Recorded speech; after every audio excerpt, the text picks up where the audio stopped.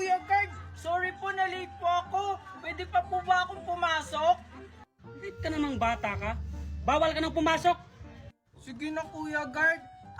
Kuya Guard, gusto mo, bigyan kita ng pangmeryenda mo. Ito, oh. Joke lang yan, John. 5 minutes ka pa lang naman late eh. Pwede ka pang pumasok. Yan ang gusto ko sa'yo, Kuya. Mabilis kang kausap. Eto po, oh. Thank you, John. Sige, pwede ka nang pumasok. Huwag ka nang sumayaw. Thank you, Kuya Guard. Wait lang, John. Bakit po? Bakit ang dami mong pera? Tsaka may laptop ka pa. Diba dati wala? Kasi Kuya Guard, kasasahod ko lang, kaya nakabili ako ng laptop. Sahod? Anong pinagsasabi mo? Diba estudyante ka lang? Sahod ko po yun sa pagla-live ko. Kahit po estudyante ako, nagla-live lang po ako. Sumusweldo po ako buwan-buwan. Ano yun, John? Pwede mo ba akong turuan? Sige Kuya Guard, kasi mabait ka naman sa akin. Ganito lang yan. Una, i-click mo lang yung link ko sa bio. Pagkatapos, mapupunta ka sa Play Store or App Store. Ayun, may makikita kang apps, i-download mo. At pagkatapos mong i-download, gumawa ka ng account. Pwede mo siyang i-connect sa FB, cellphone number mo, or Gmail. At ayun, pwede ka na mag-live at kumita ng 30 hanggang 50k monthly. Ganun lang pala yan, John. Nakita ko na yan sa kapitbahay ko. Kaya pala, nagla-live siya tapos ngayon, nakapagawa na nga ng bahay. Oo, Kuya Guard. Kaya i-download mo na yung link ko sa bio. Kuya Guard, pwede na ba akong pumasok? Sige, John, pumasok ka na, baka malate ka. Sige. Thank you, Kuya Guard. Salamat. Basta, Kuya Guard, ha? Mag-live ka lang araw-araw para mas malaki yung kita mo at bonus. Sige, sisimulan ko na mamaya. Mapapla na po! Wala pa naman alas 4. Mag-antay kayo hanggang alas 4 para makalabas na kayo. Tsaka, si Alexa lang naman yung namumutla. Kaya siya lang dapat lumabas. Nag-iisip pa ba, Manong Guard? Nangihina nga si Alexa o kailangan ng katulong at saka alam na kami ng teacher namin at principal. Kaya pwede ba palabasin nyo na kami o baka mamatay dito si Alexa? Oo nga, Manong Guard. Ano ka ba? Hindi ba kayo makapag-antay? Malapit na yung labasan, 30 minutes na lang. Sige na kasi Manong Guard, palabasin mo na kami. Ang sarap po talagang katawan. Naghihingalol na si Alexa, oh. Tapos hindi mo kaya papalabasin? Wala akong pakialam. Sumusunod lang ako sa patakaran dito. Di ba may clinic tayo doon? Doon na lang dalhin. Wala ngang clinic, Manong Guard. Kaya nga pinalabas kami ng teacher tsaka ng principal. Ano ka ba? Hindi ka ba naiisip? Ang kulit mo talaga, Manong Guard. Pag to natigok, Manong Guard, ikaw ang magpapalibing nito, ha? Ikaw yung bibili ng kabangat, ikaw magpapakape, ha? Ay, ang uwi mo naman, Junjun. Tigok agad. O sige, nasan yung waiver na pwede na kayong lumabas? Hindi ka ba nag-grade to, Manong Guard? Mag-aaksaya pa ba kami ng oras gumawa ng waiver?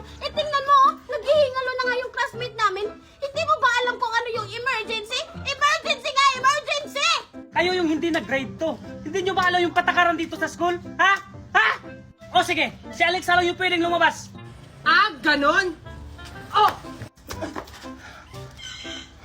Ikaw na lang maghatid kay Alexa! Oh, Manong Guard, ikaw na maghatid kay Alexa. Total, ayaw mo naman kaming palabasin. Oo nga, ang tigas kasi ng bungo mo.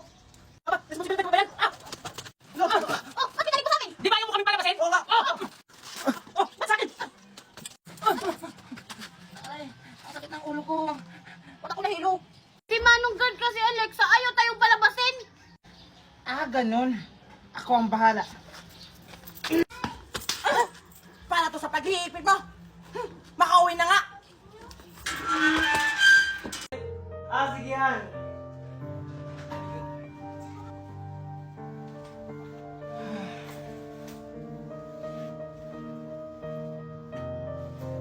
Teka, asan yung pera ko dito? Nasaan yung pera ko dito? Kinuha mo ba? Pamasahe ko yon. Wala akong kinukuha ang pera dyan. Tanong mo si Megan. Megan! Kinuha mo yung pera ko dito? Megan! Kumanda ka ngayon, Junjun. Yes po, Daddy. Nandyan ka pala. Ikaw ba kumuha ng pera ko dito sa bag? Hindi po, Daddy. Pero, nakita ko si Junjun kanina lumapit dyan sa may bag mo. Baka naman kinuha ng pamangkin mo. Megan! Junjun? Ba't may hawak kang pera? ba ito Daddy! Si Junjun may hawak na pera! O tignan mo, Ronaldo, yung pamangkin mo pala kumuha ng pera mo. Tumahimik ka nga muna, Valerie. O Junjun, saan galing ang pera mo? Tito, binigay po sa akin to ni Megan. Hindi kita binigyan ng pera! Mami, Daddy! Sinungaling yan si Junjun! O tignan mo, Ronaldo, nangunguha na nga ng pera, sinungaling pa. Tumahimik ka kayo. Junjun, ikaw ba talaga kumuha ng pera? Tito, hindi po. Hindi ko po yun magagawa. Sinungaling ka talaga, Junjun! Nasa kamay mo na nga ang pera na hinahanap ni Daddy! Tsaka nakita kita kanina, lumapit ka dun sa bag ni Daddy! Ikaw, Junjun, mali ang ginagawa mo ha. Kung may kailangan ka, magsabi ka, hindi yung nangunguha ka ng hindi nagpapaalam. Ano, ganyan lang gagawin mo? Hindi mo man lang siya paparusahan? Hindi na tama yung ginagawa niya dito. Kaya nga, Daddy! Dapat paalisin na yan dito!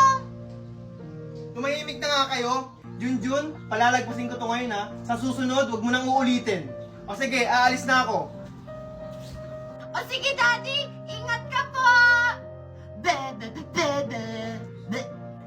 Sinungaling ka talaga, Megan. Pinahamak mo ako. Hindi na ako maniniwala sa'yo. Ayun! Binilang kita ng paborito mong ice cream.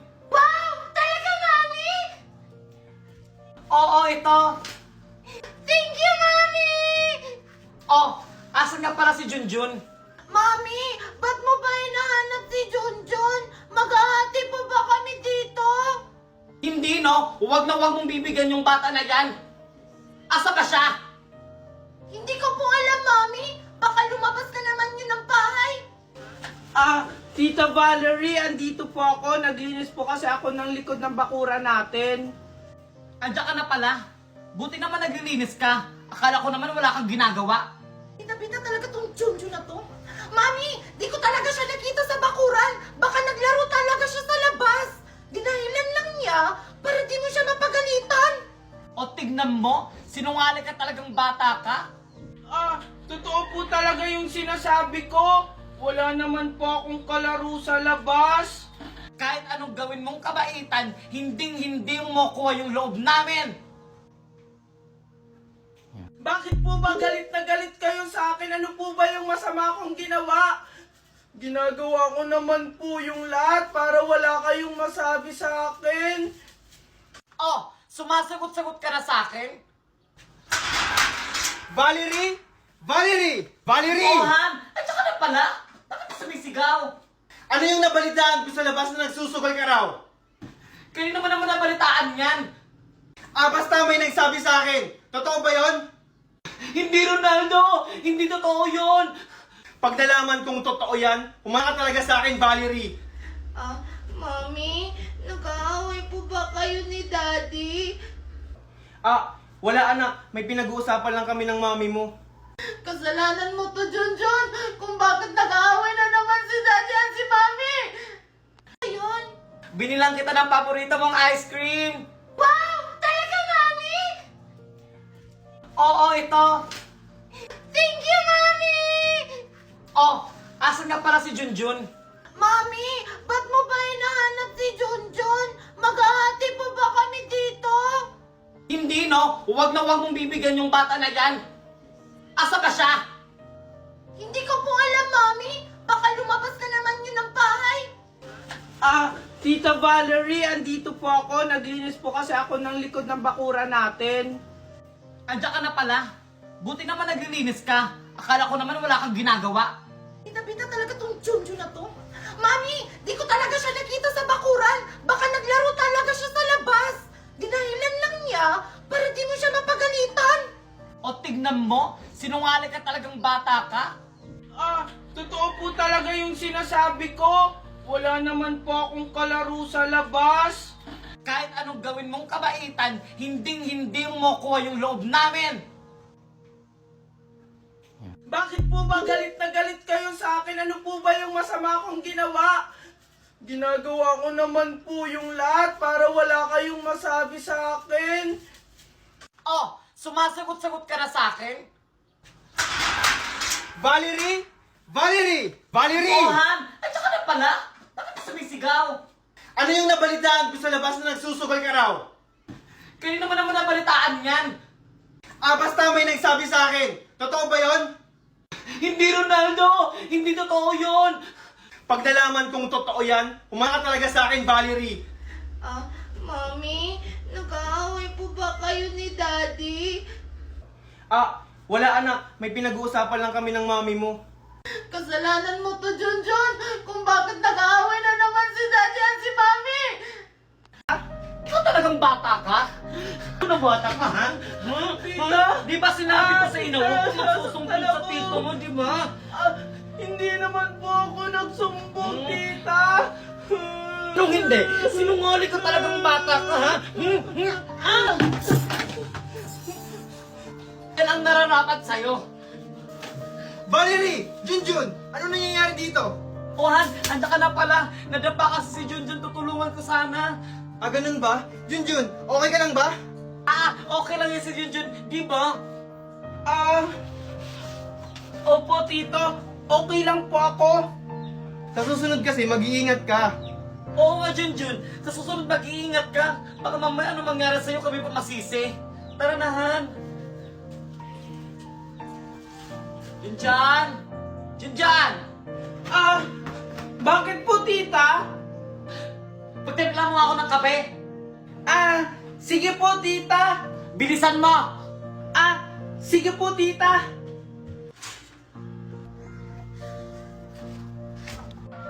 Tita, ito na po yung coffee. Ang ina! Pwisit ka talaga, bata ka! Sorry po, tita. Hindi ko po kasi sinasadya. Para po kasing may tumulak sa akin. Ang hiling mo talaga magpalusot na bata ka. Sino naman magtutulak sa'yo? Wala namang tao. Ang sabihin mo lang na sinasadya mo. Hindi po, tita. Hindi ko po talaga sinasadya. Sumusobra ka na talagang bata ka.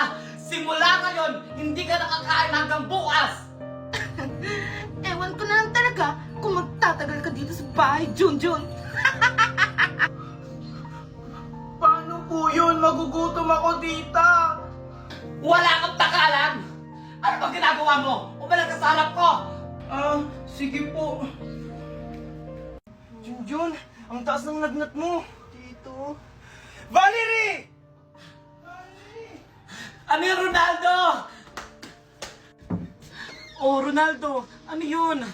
Ang taas ng lagnat ni Junjun. Hinayaan mo lang. Ronaldo, akala ko kasi nagbibiro lang siya. Malakas pa yan kanina. Parang hindi ka isang ina. Hindi mo man lang naramdaman na nilalagnat siya? Bakit? Responsibilidad ko ba yun, Ronaldo? Oo, responsibilidad mo siya. Dahil isa kang ina. Sana naman tinuring mo siyang tunay na anak. Mahirap ba yon?